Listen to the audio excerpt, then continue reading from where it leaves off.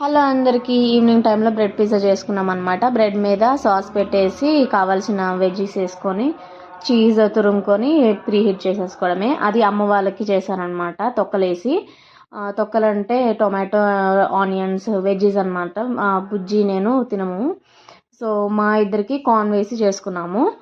And ఇంకోటి ఏంటంటే, subscribers ఎందుకు పెరగట్లేరు అబ్బా, అసలు ఎందుకు నా వీడియోస్ నచ్చట్లేదా ఏంటి? నా కామెంట్ సెక్షన్స్ కూడా ఏం కామెంట్స్ రావట్లేదు.